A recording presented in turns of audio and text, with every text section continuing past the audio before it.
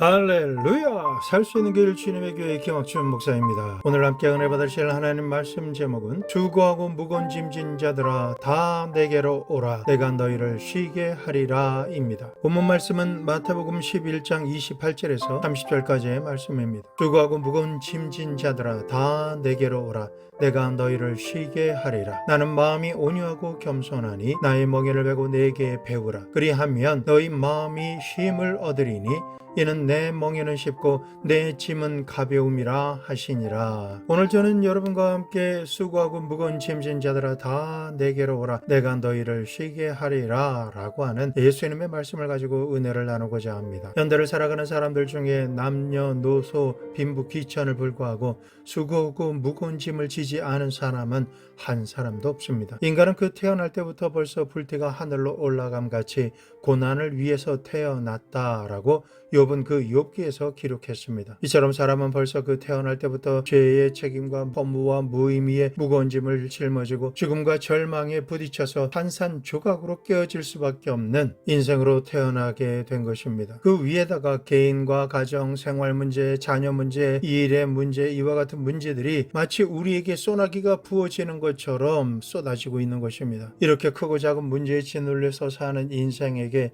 진실로 그 마음에 기쁨과 평안과 삶의 즐거움이 있을 수가 없는 것입니다. 우리보다 더 잘 먹고 잘 입고 잘 살 수 있는 환경에 있는 사람이라 할지라도 질병으로 인해 고통을 당하는 사람들을 우리는 쉽게 볼 수 있습니다. 우리의 실상이 이렇기 때문에 예수님께서는 이러한 인생을 바라보시며 수고하고 무거운 짐진 자들이라고 말씀하신 것입니다. 우리가 인생을 살아갈 때마다 문제가 없는 인생은 없습니다. 하지만 문제가 있다고 해서 그 문제가 인생 자체를 파괴하지는 않습니다. 그러나 그 문제가 다가올 때 그 문제를 짊어지고 해결해 나갈 수 있는 힘이 나에게 없을 때에는 이 문제가 나를 파괴하고 고통스럽게 하며 절망하게 만드는 것입니다. 오늘 예수님의 말씀을 통해서 이 문제에 대한 해답을 찾기 원합니다. 예수님께서는 수고하고 무거운 짐을 진 사람과 그의 인생을 고통받고 있는 그대로 내버려 두시지 않으신다는 것을 우리가 알게 됩니다. 예수님께서는 고통을 받고 쉬지 못해서 늘 피곤한 인생들에게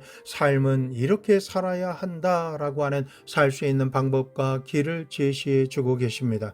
첫째로 오늘 말씀의 제목입니다. 수고하고 무거운 짐진 자들아 다 내게로 오라 내가 너희를 쉬게 하리라 입니다. 주님께서는 수고하고 각양각색의 무거운 짐진 사람들을 향해서 정부 관계자를 만나고 사회복지사를 찾아가라 라고 말씀하시지 않습니다. 돈을 버는 것이 제일이다 재물을 찾아가라 라고도 말씀하지 않으셨습니다. 모든 것은 너의 숙명이다 있는 그대로 받아들이며 절망적이지만 슬퍼서 울 수밖에 없어도 그것은 너의 인생이다 있는 그대로 살아라 라고 말씀하시지도 않으셨습니다. 수고하고 무거운 짐진 자들은 다 내게로 오라라고 말씀하신 것입니다. 이 말씀을 하신 예수님은 무책임하게 말씀만 하시는 분이 아니십니다. 수고하고 무거운 짐진 자들의 너무나 고통스럽게 하는 그 무거운 짐을 대신 짊어져 주시고 그의 문제를 해결해 주시지 않으실 것이라면 그와 같은 말씀을 하시지 않으셨을 것입니다. 성자 예수님께서 내게로 오라고 말씀하신 것은 내가 너의 고통과 문제 그대로를 해결해주고 문제에 짓눌려서 파괴되어져가는 너를 살려주고 쉬게 할 것이다 라고 말씀하신 것입니다. 이처럼 예수님께서는 우리를 도와주시겠다라고 적극적으로 선언하시며 우리에게 다가오신 것입니다. 도움을 주시기 원하시지 않으시는 주님의 옷자락을 붙잡고 우리가 몸부림을 치며 통사정하는 것이 아니라 주님께서 자청하셔서 수고하고 무거운 짐진 자는 다 내게로 오라라고 지금 이 시간 우리를 초청하고 계시는 것입니다. 이 세상의 대부분의 사람들은 자신의 무거운 짐도 감당할 수가 없어서 수고하고 무거운 짐진 자가 곁에 다가오면 할 수만 있으면 피하고 도망치려고 합니다. 내가 잘 먹고 내가 잘 입고 출세해서 잘 나갈 때는 일가 친척들도 환영하며 반기지만은 내가 낭패와 실망을 당하고 감당할 수 없는 수고하고 무거운 짐을 지며 고난 당할 때에는 일가 친척과 친구들이 더 빨리 모른 체하고 얼굴을 돌려버리고 마는 것이 현실입니다. 그런데도 불구하고 어째서 예수님께서는 이 세상에서 수고하고 수고하고 무거운 짐진 자들만 콕 집어서 언급하시며 내게로 오라라고 말씀하실까요? 뿐만 아니라 쉬게 하겠다라고 말씀하십니다. 이 말씀만 들어도 예수님은 보통 분이 아니십니다. 문제를 해결해 주실 수 있는 가장 탁월한 묘안이 있으신 분이시기 때문에 이렇게 말씀하신 것입니다. 많은 사람들이 질문하는 것이 있습니다. 예수님께서는 과연 내가 수고하고 있는 무거운 짐으로부터 노임을 받을 수 있도록 해 주실 수 있는 능력이 있으신가요? 예수님은 진실로 유일하게 여러분과 저의 문제를 근본적으로 해결해 주실 수 있으신 능력이 많으신 분이십니다. 왜냐하면 예수님께서는 이 세상의 창조의 문제를 해결하신 분이시기 때문입니다. 창세기 1장 2절에 땅이 혼돈하고 공허하며 흑암이 깊음 위에 있고 하나님의 영은 수면 위에 운행하시니라. 하나님이 이르시되 빛이 있으라 하시니 빛이 있었고, 태초에 천지가 창조되기 전에 공허하고 혼돈하며 흑암이 깊음 위에 있을 때에 창조의 말씀이신 하나님께서 흑암의 어둠으로 가득한 문제를 빛을 창조하심으로 어둠의 문제를 해결하셨으며 혼돈과 공허함 가운데 궁창을 나누어 만드심으로 혼돈의 문제를 해결하셨습니다. 이후에 물을 한 곳으로 모이게 하심으로 육지가 드러나게 하시고 그 육지에 각종 열매 맺는 풀들이 드러나게 하심으로 우리가 사는 이 지구를 만드시는 문제를 해결해 주신 것입니다. 주님께서는 해와 달과 별들을 지으시고 우주의 질서를 명하시고 운행하심으로 우주 창조의 문제를 해결하셨습니다. 주님께서는 공중의 새들과 물속에는 물고기를 지으시고 생물들이 번창하도록 하는 문제를 해결하셨으며 땅 위에는 각종 짐승들과 곤충들이 뛰어다니고 기어다니게 하심으로 생물들의 문제를 해결하셨고, 마지막으로는 하나님께서 땅에 창조하신 모든 것을 다스리고 정복하며 지배하여 생육하고 번성하도록 하기 위해서 하나님의 형상과 모양대로 지음을 받은 사람을 지으시고 그 코에 생기를 불어 넣어 주심으로 말미암아 이 세상의 청지기가 되어 운영하도록 이 세상의 문제를 해결해 주시고 성공하신 분이 그리스도 예수시라는 것을 보여주시는 것입니다. 창조주이신 예수님께서 능력이 많으신 실력자이신 것을 반박할 그 어떤 것도 이 세상에는 존재하지 않습니다. 온 우주와 만물을 그 능력으로 지으신 예수님께서 여러분과 저의 인생에 불과한 지극히 작은 문제를 해결하시지 못할 것이라고 생각한다면 이것은 엄청난 착오와 잘못을 범하고 있는 것입니다. 예수님께서는 눈에 보이는 모든 것을 지으시고 창조하심으로 인생의 문제를 해결하신 것뿐만이 아니라 영적 세계도 주님께서 지으셨기 때문에 영적인 문제도 주님께서 해결해 주시는 유일한 분이시다라는 것을 지금 말씀드리는 것입니다. 예수님께서는 우리가 인생을 살아가는 동안에 죄짓고 버림을 당하며 저주받고 병들어서 악한 마귀에게 사로잡혀 노예가 되어 모든 것을 빼앗기고 죽으며 멸망당하는 자가 되어서 산산조각이 나고 소멸되어져 버릴 수밖에 없는 처지에 놓인 우리를 보시고 이런 우리의 인생의 모든 문제를 예수님께서 친히 해결해 주시려고 하시는 것입니다. 예수님께서 십자가를 짊어지시고 하나님과 사람 앞에서 하늘 높이 달리셔서 아무런 죄가 없으신 피를 죄인된 우리를 대신해서 흘려주시고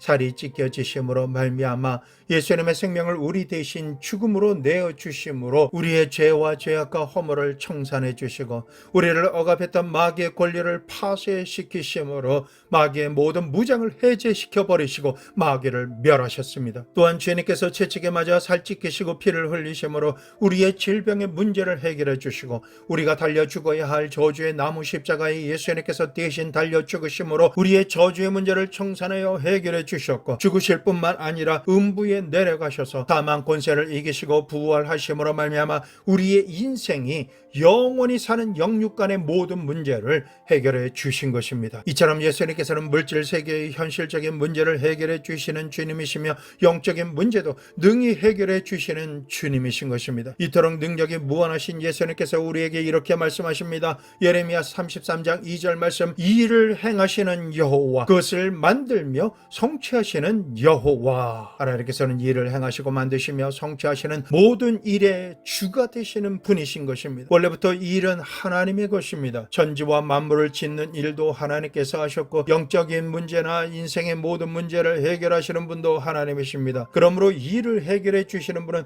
하나님이시요 우리는 하나님께 순종 복종하며 섬기는 하나님의 청지기에 불과한 것입니다. 피조물인 인생이 하나님께서 행하실 일을 자기가 스스로 하나님이 된 것처럼 빼앗아서 하나님 밖에는 하실 수 없는 일을 자기가 하겠다라고 분수에 지나치는 일을 행하기 때문에 오늘이라는 시간을 살면서 만사불통이요 수고하고 무거운 짐을 지며 살게 된 것입니다. 이러한 일을 우리 조상인 아담과 하와로부터 시작해서 오늘을 살아가는 우리들 모두 다 하나님 앞에서 외람되고 교만하고 건방지게 하나님의 일을 자기가 하려고 하기 때문에 하나님을 하나님의 자리에 모시지 않고 자기가 하나님의 자리에 앉아서 행하는 모든 일이 고통이 되어서 자기가 일을 감당할 수 없고 해결할 수가 없어서 피투성이가 되어서 겨우 숨쉬며 살아가고 있는 것입니다. 이 일의 주인은 하나님이십니다. 이 일을 지으시고 행하시는 분은 하나님이십니다. 우리는 하나님 밑에서 말씀대로 살아갈 때 형통한 역사를 보고 찬양과 경배를 드릴 수 있는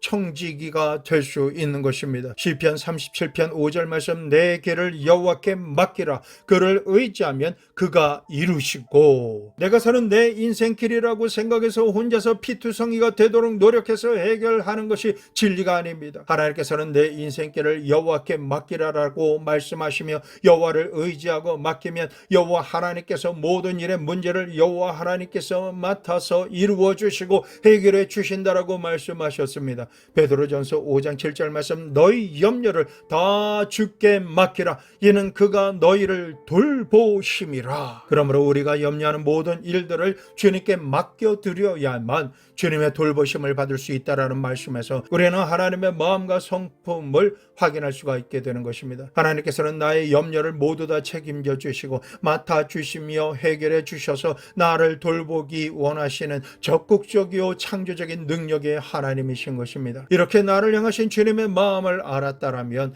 이제부터는 수고하고 무거운 짐진 자들아 다 내게로 오라 내가 너희를 쉬게 하리라 라고 주님께서 자원하시는 말씀을 들을 때 우리는 즉시 기쁘게 온전히 의지하며 모든 염려를 주님께 고하고 맡겨드리는 사람이 되어야 할 줄로 믿습니다. 이 일의 주인이신 주님 모든 일을 해결해 주시는 주님께서 일을 짊어지시고 해결하실 수 있으시기 때문에 이렇게 우리에게 말씀하신 것입니다. 원래부터 하나님은 이 일을 행하시는 주님이시요 우리는 하나님께서 시키시는 대로 순종하고 복종할 청지기 종일 뿐입니다. 일을 짊어지고 해결할 만한 실력과 능력이 우리에게 없다라는 사실을 빨리 깨달으면 깨달을수록 우리는 쉽고 가벼운 짐만 지며 일이 성취될 때마다 모든 혜택을 누리는 축복받는 행복자들이 되는 것입니다. 이를 행하시는 하나님께서는 우리 인생의 지극히 작은 문제까지라도 해결해 주시기를 위해 모든 것을 다 계획하시고 도와주시기로 작정하신 분이십니다. 이처럼 우리가 절대적으로 믿고 의지할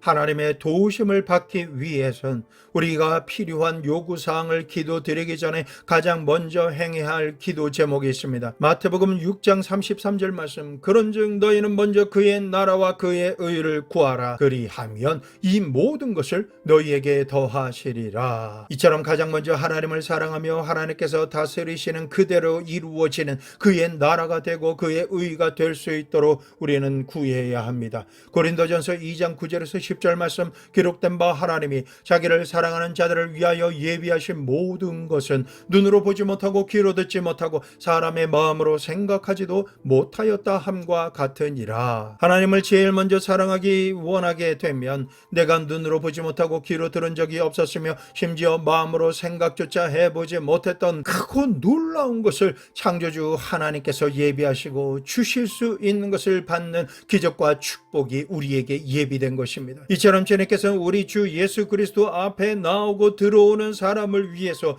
인생에 필요한 모든 문제를 해결해 놓으시고 구하기만을 기다리시는 분이십니다. 그러므로 오늘 우리가 깨닫기 원하는 일은 내가 직면한 일이 내 것이 아니다 라고 하는 진실과 그 문제를 해결하는 것도 내가 아니라는 것을 마음속 깊이 깨달아야만 할 것입니다. 이를 행하시는 이는 오직 하나님이시며 그 일을 지어 성취하신 분도 여호와이신 것입니다. 그러므로 나의 삶을 통해서 일을 행하시는 하나님의 일을 내가 건방지게 하나님을 제껴버리고 내가 하나님이 되어서 내가 하리라 하며 맡아서 하다가 안 되면 원망 불평하며 살아서는 안 되는 것입니다. 그러므로 내 삶의 모든 범사에 하나님을 인정하고 모셔드리고 의지하며 맡겨드려야 하는 것입니다. 내가 내 인생이라고 내 삶의 운전대에 앉아서 내 뜻대로 운전하겠다라고 하면 개인의 문제, 가정의 문제, 부모와 자녀의 문제, 생활의 문제, 사업의 문제, 지역과 국가의 문제, 인류 역사의 문제를 하나님의 뜻과는 전혀 상관없이 엉망진창으로 만들어버리고 마는 것입니다. 그러므로 오늘이라는 지금 이 시간에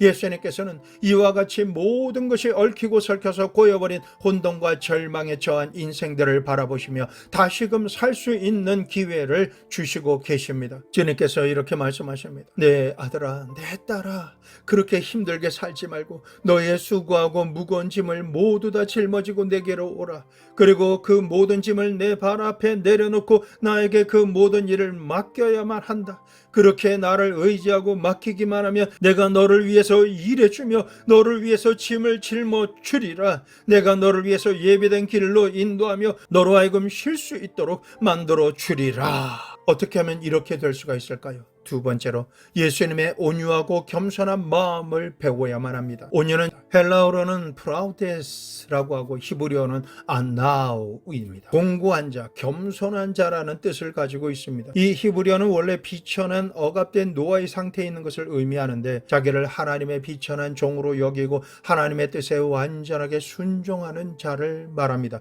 그렇기 때문에 이웃 사람에 대해서도 노하든지 교만한 생각을 품지 않는 상태를 가리키기 위해서 쓰여졌습니다. 성경에서 말씀하시는 겸손은 하나님 앞에서 자신이 하나님의 뜻을 행할 수 없는 죄인인 것을 알고 스스로 자랑하는 것을 버리며 낮은 데 처하며 하나님께 긍휼을 구하는 마음 자세를 뜻합니다.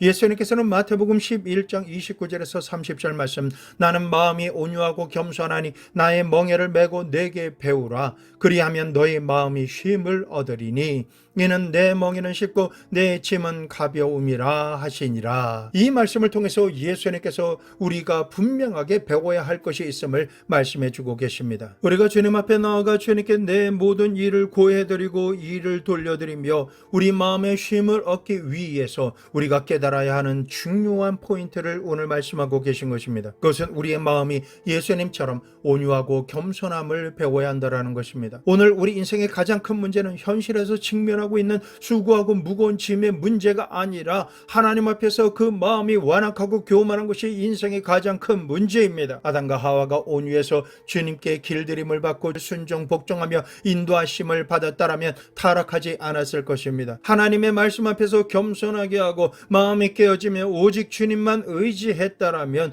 오늘 직면하는 문제 자체가 생기지 않았을 것입니다. 우리가 입술로는 너무나 쉽게 주여 주님을 믿습니다, 주님만 의지합니다, 주님만을 따라갑니다 라고 말은 하지만 실제 어떤 문제에 직면했을 때는 내 인생의 문제를 온전히 하나님께 내어 맡기고 주님 안에서 안식과 쉼을 얻어야만 하는데 내 뜻과 내 마음 내 생각을 내어 놓으려면 마음의 온유를 배워야 하고 겸손을 배워야 하는 것입니다. 우리의 마음이 온유해지지 않고 겸손해지지 않고는 절대로 하나님 앞에서 내가 감당해야 한다라고 생각한 수고하고 무거운 짐을 맡겨드리지 않습니다. 인간은 어떻게 해야 하는지도 모르면서 자기 고집을 피우며 말로만 하나님을 믿습니다 하면서 인간의 육신의 정욕과 안목의 정욕과 이생의 자랑을 쫓아가려고 자기의 계획을 다 세워놓고 난 이후에 주여 이렇게 될 줄로 믿습니다, 나를 도와주시옵소서 라고 말함으로 말미암아 주님을 자신이 필요할 때 자신이 요구하는 그대로 심부름을 해주는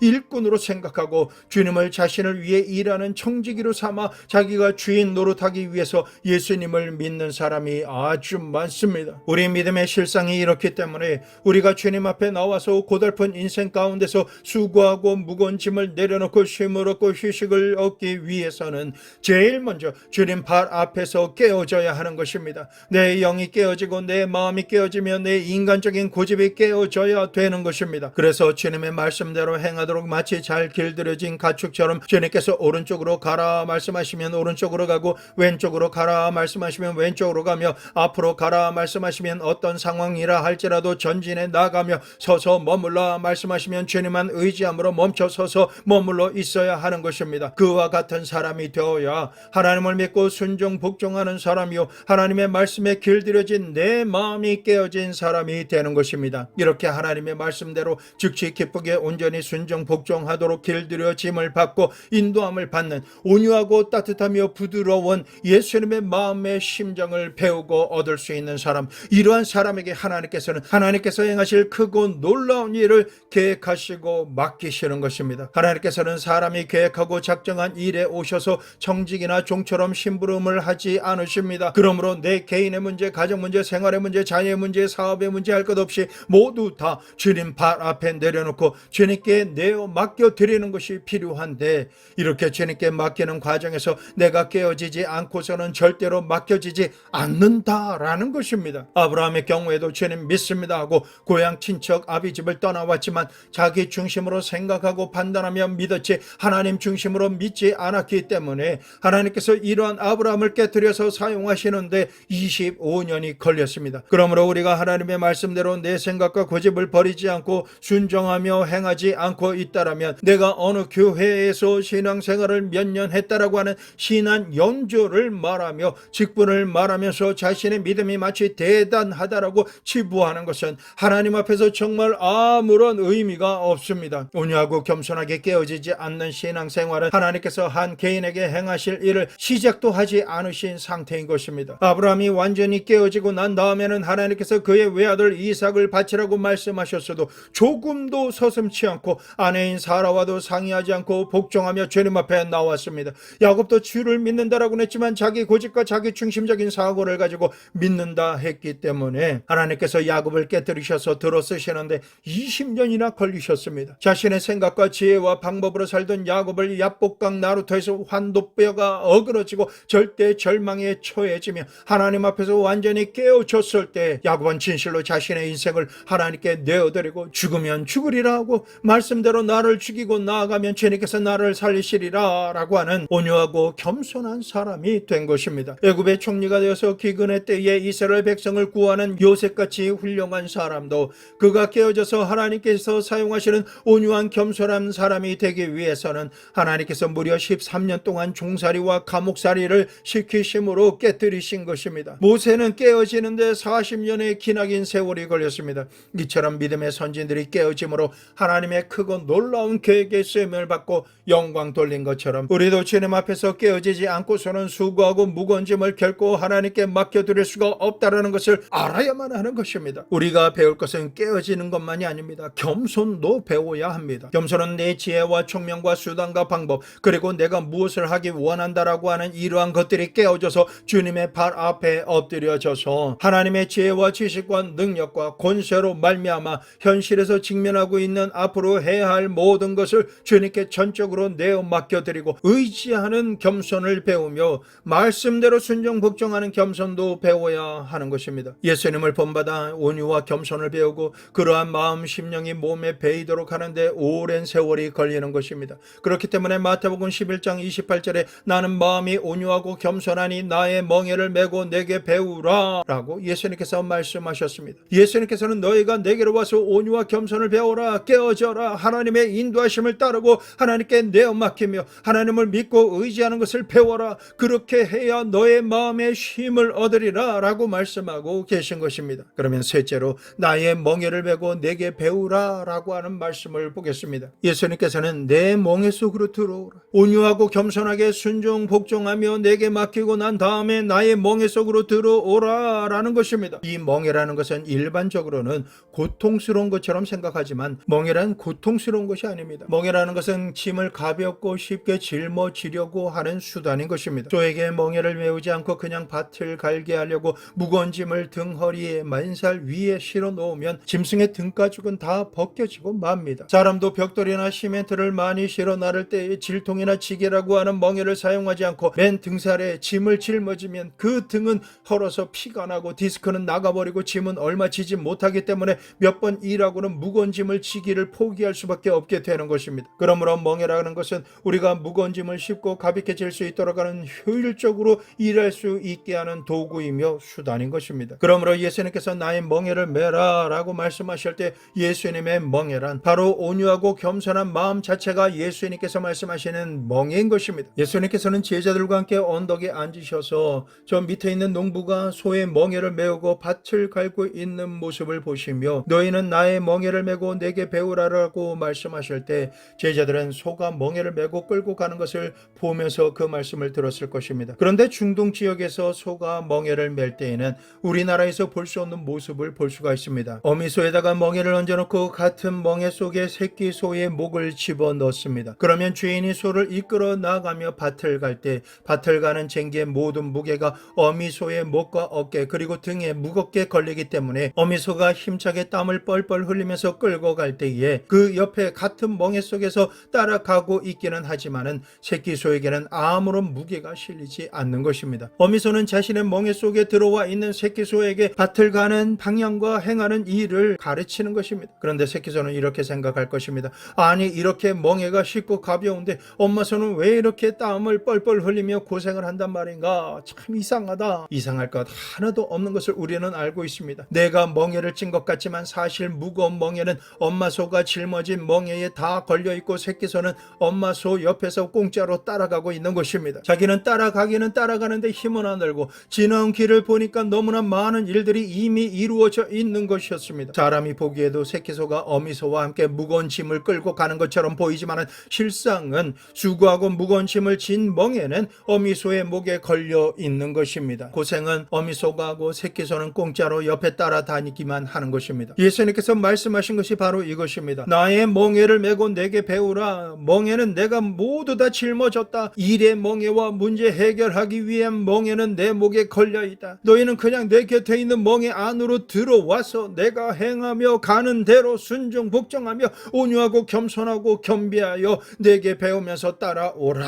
그러면 세상 사람들이 보기에는 너 스스로의 멍에를 끌고 수고하고 무거운 짐을 지고 모든 문제를 해결해 나가는 것으로 볼 것이다. 그러나 실상 내가 지고 있는 멍에의 무게는 나의 목과 어깨에 다 걸려 있고 너는 내 곁에서 그냥 나만을 따라오며 동행하고 있기 때문에 너의 짐은 쉽고 너의 짐은 가볍게 되는 것이란다 라고 말씀하시는 것입니다. 2023년 전에 육신의 모습으로 이 땅에 오신 예수님께서는 눈에 보이지 않으시는 영이신 하나님이십니다. 예수님께서 친히 인간의 모든 죄와 저주와 허물과 인간이 살아가면서 감당해야 할 모든 문제와 일을 친히 책임지신 것입니다.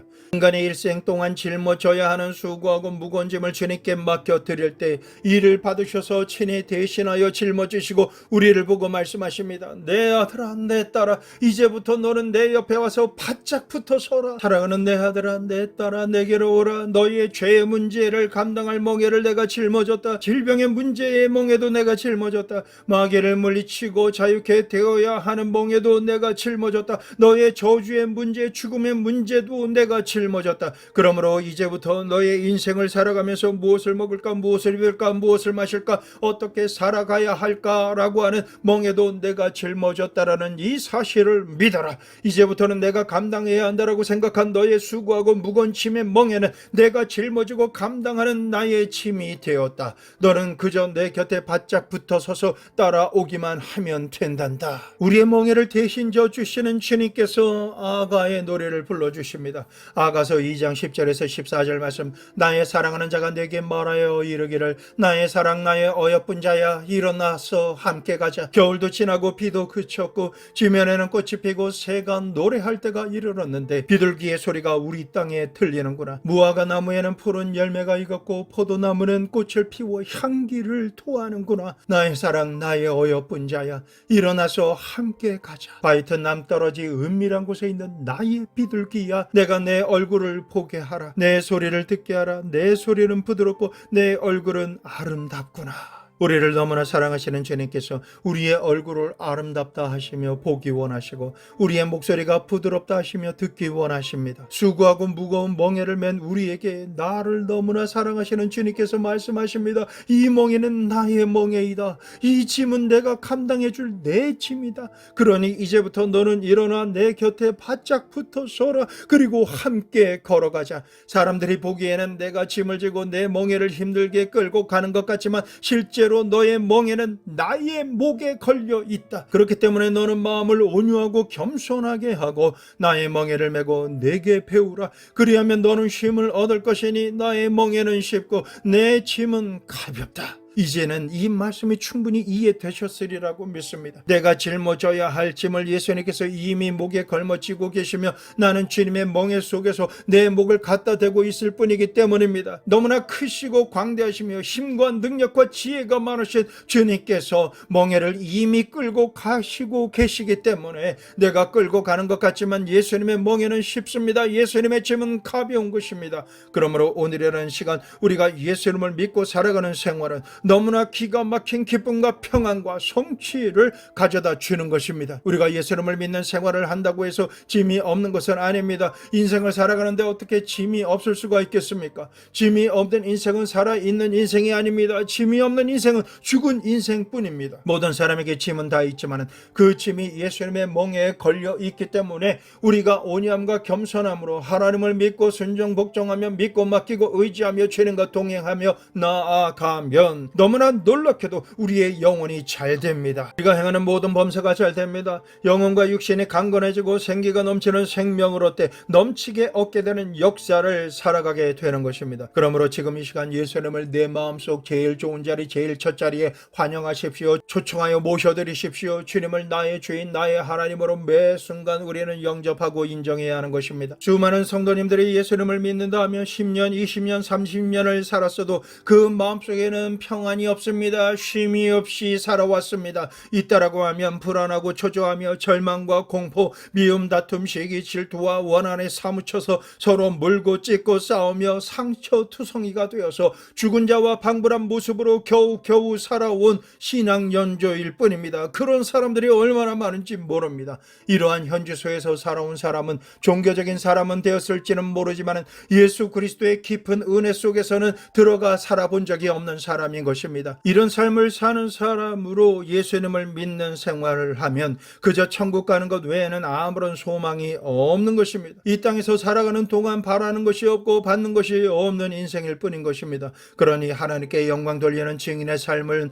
더욱더 살아볼 기회조차 없는 불행한 인생인 것입니다. 하지만 예수님을 진정으로 믿고 의지하는 사람은 이 땅에 살아가면서 세상 사람들과 똑같이 수없이 많은 수고하고 무거운 짐을 짊어지고 살아가지만 동일한 삶을 살아가는 사람들이 도무지 상상할 수도 없는 세상이 줄 수 없는 평안이 있습니다. 쉼이 있는 것입니다. 예수님의 멍에 안에 있는 사람은 그 마음 안에 믿음과 소망과 사랑이 있고 희락과 화평과 오래 참음이 있으며 자비와 양성과 충성과 온유와 절제를 가지고 말씀 충만, 성령 충만, 은혜 충만, 기쁨 충만으로 살아갈 수가 있는 것입니다. 이것이 바로 예수님을 믿는 사람이 누리는 기적과 축복인 것입니다. 이러한 마음은 내가 결심하고 작정한다라고 해서 오는 것이 아닙니다. 내 마음속에 하나님께서 거저 주시는 은혜요 선물인 것입니다. 오늘 본문 말씀을 마음속 깊이 받아들이십시오. 매 순간 입술로 쉬지 않고 주님을 고백하고 또한 선포하십시오.